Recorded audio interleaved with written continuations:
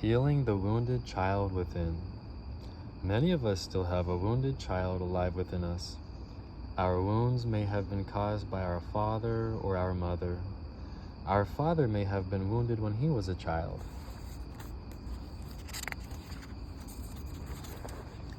Our mother may have been wounded as a little girl too. Because they did not know how to heal the wounds from their childhood, they have transmitted their wounds to us. The cycle repeats.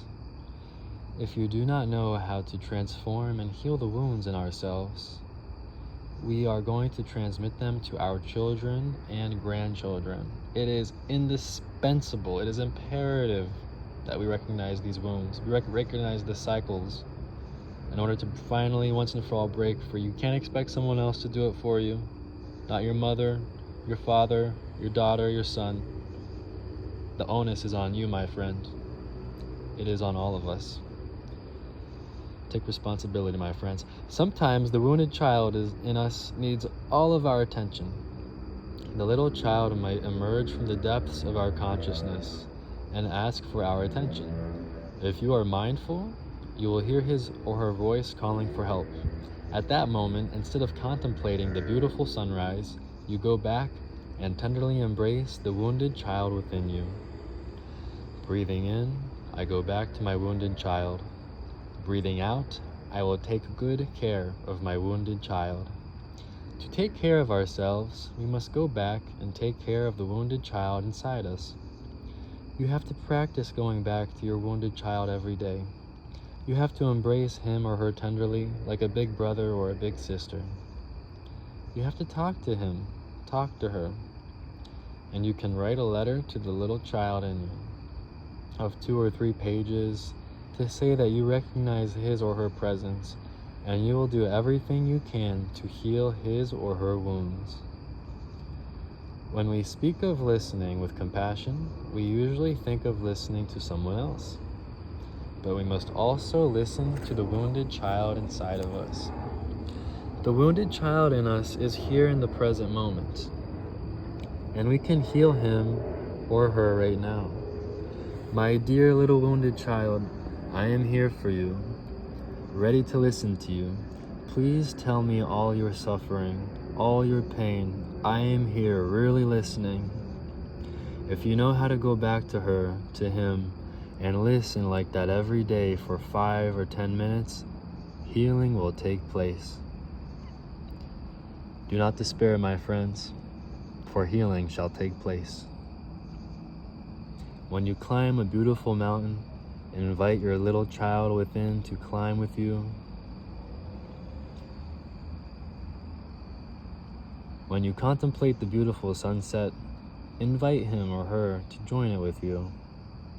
If you do that for a few weeks or a few months, the wounded child in you will be healed. Mindfulness is the energy that can help us do this.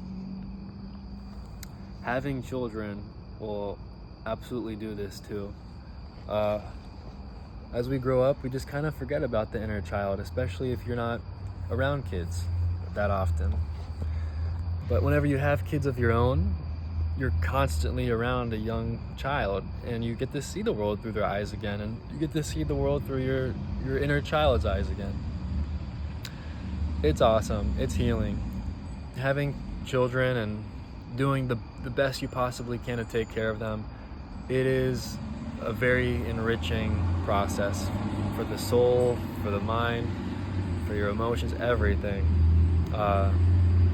Don't have kids to work on yourself. Make sure your shit is straight before you have kids, at least to the best that you can, you know, like, even when you think you're prepared, you're still gonna learn a lot along the way and be challenged. Just be ready for it, you know, expect the unexpected. But the conclusion is, yeah,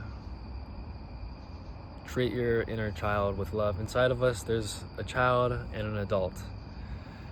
Especially once you reach adulthood, make sure that the adult is always looking out for the child.